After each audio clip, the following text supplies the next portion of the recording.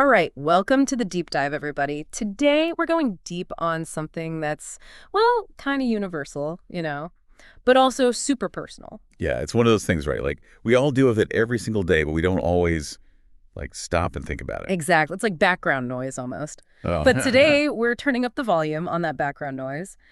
We asked you guys to send us some stuff about, risk and all that, and wow, you really delivered. Oh, yeah, the excerpts you all sent from AI, The Universal Risk of Being Human, super thought-provoking. Really gets you looking at, the core fabric of what it means to be human. Totally. And that's what we're diving into today, this whole concept of, not just specific dangers, but the potential for something bad to happen in literally any area of life. Like the book calls it human risk. And what's really interesting is that it frames this risk not as something we just passively experience. It argues that this risk is actually a driving force, shaping our decisions, our societies, even our evolution as a species. Kind of wild when you think about it that way. It is. It's like this underlying current that affects everything. So that's our mission today, right? Unpacking this whole human risk thing, how it works, why it matters, and what it means for, well, all of us. Yeah, it's a big one. Okay, so first things first, what exactly are we talking about here? What are the nuts and bolts of this human risk? Well, the source makes it clear that human risk is, at its core, about uncertainty. The world's a pretty unpredictable place, right? And we can't control everything. So human risk is about that gap between, what we want to happen and what might actually happen. It's the possibility of things going wrong, basically. And it's not just one giant scary monster of a risk either, right? Yeah. It's it can show up in so many different ways. Absolutely. The source actually breaks it down into a bunch of different categories, which can be really helpful for understanding how this whole thing plays out in our everyday lives. Yeah, the categories are really interesting. Let's start with the most basic one, physical risk. Okay, so physical risk is the most, I guess you could say, immediate type of risk. It's the potential for things like injury, illness, even violence, stuff that can directly impact our bodies. So if you slip on some ice and break your arm, that's physical risk, right? Exactly. Or if you, I don't know, get the flu or, unfortunately you're in the wrong place at the wrong time and something bad happens, it's all part of that physical risk category. Makes sense. And then there's emotional risk, which, let's face it, can sometimes feel just as real as physical pain. Right. Emotional risk is all about the potential for negative feelings. Sadness, disappointment, anger, grief, the whole spectrum. And a lot of it stems from our relationships and our hopes and dreams. Yeah, like putting your heart out there and risking getting hurt, right? Yeah, exactly. When we form close bonds with people, we open ourselves up to the possibility of loss. That's a big part of emotional risk. And even things like pursuing a goal that might not work out, risking that disappointment. All emotional risk. It's true. It's funny when you start to think about it, there really is risk everywhere you look, even in our social lives. Oh, yeah. Social risk is huge. It's all about, the potential for rejection, isolation, damage to your reputation, that kind of thing. Right. Guess that makes sense. We're social creatures after all. Right. We care about what others think of us, and that makes us vulnerable. So, expressing a controversial opinion, trying to fit into a new group, even just speaking up in a meeting at work, there's always a risk that it won't go well, that people won't like what you have to say. It's true. You never know how people are going to react. And then there's, of course, the one that probably stresses a lot of people out, economic risk. Definitely. This one's a biggie. It's all about the potential for, job loss, financial instability, investments going sour, all that fun stuff. Yeah, basically anything that could threaten our, financial security. Right. Whether you're choosing a career path, starting a business, or just deciding how to manage your money, there's always some level of economic risk involved. Okay, so we've got physical, emotional, social, and economic risk. The source also talks about psychological risk. What's that all about? Psychological risk is a bit more internal, I guess you could say. It's about the potential for developing mental health challenges, experiencing trauma, dealing with anxiety and stress, all of that. So, if you're constantly under a lot of pressure at work, that could lead to psychological risk. Exactly. Or going through a difficult life event like a divorce or the loss of a loved one. Even just the daily grind, all the little stressors can add up over time and take a toll on our mental well-being. That's all part of psychological risk. It's interesting to think about it in those terms. And then there's the intellectual risk, which I'll admit I hadn't really considered before. Yeah, this one might seem a little less obvious, but it's definitely there. It's the risk of making bad decisions based on bad information, being wrong about something, or even just encountering ideas that are really challenging and maybe make you feel kind of dumb. So like if you're trying to solve a problem and you keep hitting a wall, that's a form of intellectual risk. Yeah, in a way. Or, if you passionately believe something and then find out you were completely wrong, it can be pretty unsettling. I can see that. And then we get into the more existential stuff, like spiritual risk, I think the source calls it. This one's fascinating. It gets into our search for meaning, Yeah. our relationship with, well, death and the unknown, the big questions that humans have been wrestling with forever. Yeah, there's really deep fundamental uncertainties about like, why are we here? What's the point of it all? That kind of thing. Exactly.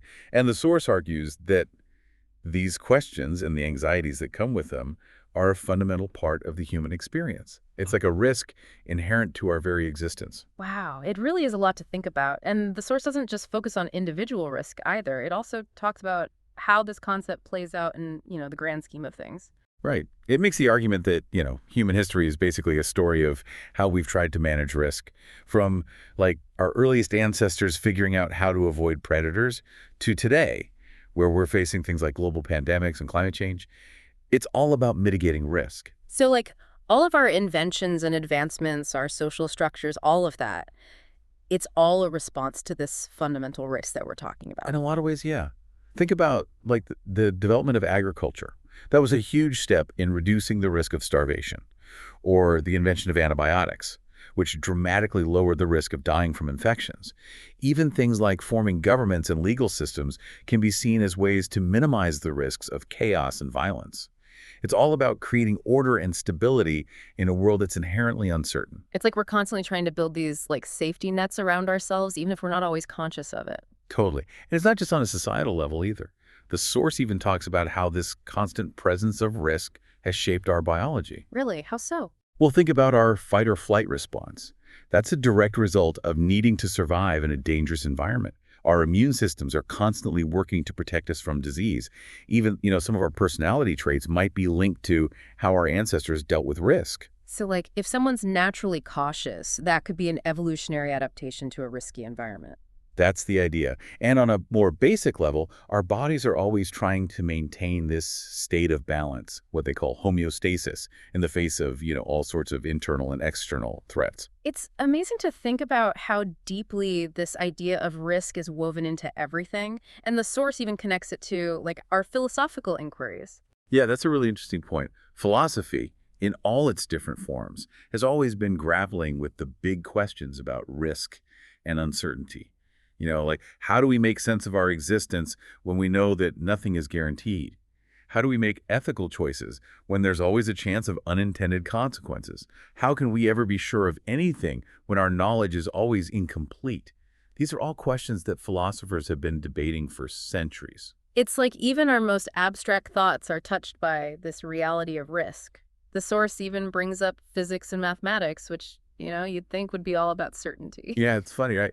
But even in those fields, there's an element of uncertainty. Like in quantum physics, there's this idea that we can never know the exact state of a particle with absolute certainty. There's always a probability involved. And thermodynamics talks about the tendency of systems to become more disordered over time, which is, another kind of risk. It's like risk is baked into the very laws of the universe. But then mathematics gives us the tools to try and measure and manage that risk, right? It's exactly. Probability theory helps us figure out how likely certain events are. Statistics let us analyze data and make predictions about the future. Actuarial science specifically focuses on assessing and managing financial risk. It's all about trying to make sense of uncertainty and make more informed decisions. So we may not be able to eliminate risk completely, but we can at least try to understand it better. And the source emphasizes that logic is a key part of that process. Definitely. Logic helps us evaluate risks and make rational choices. Deductive reasoning lets us draw conclusions based on known facts, while inductive reasoning helps us make generalizations based on observations. But the source also warns us about the dangers of logical fallacies, which can lead us to make bad decisions based on faulty reasoning. Right. So our thinking itself can be a source of risk if we're not careful. And the source also points out that our state of mind plays a big role in how we perceive and respond to risk. Oh, absolutely. Our emotions can really influence our risk assessments. Fear and anxiety can make us overestimate threats, while overconfidence can lead us to underestimate them. Stress can impair our judgment and make us more likely to engage in risky behavior. So finding a balance, being aware of our emotions but not letting them completely control our decisions is really important. Yeah, it's all about finding that sweet spot. And what about our belief systems? Like, how do those factor into our relationship with risk? Well, our beliefs, whether they're religious, cultural, or personal, often provide us with a framework for understanding and coping with uncertainty. Religious beliefs might offer explanations for misfortune or provide a sense of comfort in the face of the unknown. Cultural norms can influence what types of risks are considered acceptable or even desirable. And our own personal beliefs about things like fate and our ability to control events also shape how we perceive and respond to risk. So it's like our beliefs give us a way to make sense of a world that can often feel pretty chaotic. And speaking of making sense of things, I think it's important to remember that risk isn't always a bad thing, right? The source talks about how it can have both negative and positive consequences. Yeah, that's a crucial point. Of course, there's always the potential for harm, loss, and distress. But taking calculated risks can also lead to amazing things. Personal growth, innovation, stronger relationships. Sometimes you have to step outside your comfort zone to achieve something great. It's like that saying, no risk, no reward. But the source also reminds us that our risks don't just affect us, right? There's a ripple effect. Absolutely. Our choices impact the people around us, our families, our friends, our communities. So being mindful of that interconnectedness, considering the potential consequences for others, is a really important part of responsible risk-taking. It's like a web, right? We're all connected. And speaking of interconnectedness, how does the world, like as a whole, respond to this universal human risk? Well, on a global level, we see a lot of effort to manage and mitigate risk.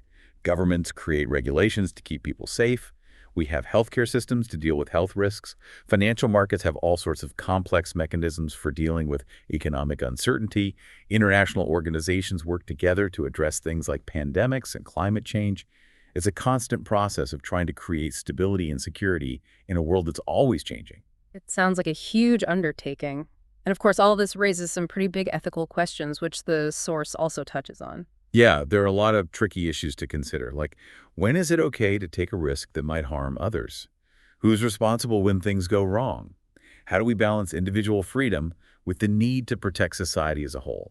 These are questions that philosophers, policymakers, and, well, all of us have to grapple with. It's a lot to unpack. But looking forward, are there things we can do to, get better at managing this human risk? Are there any, strategies for improvement or mitigation? The source offers a pretty comprehensive approach, actually.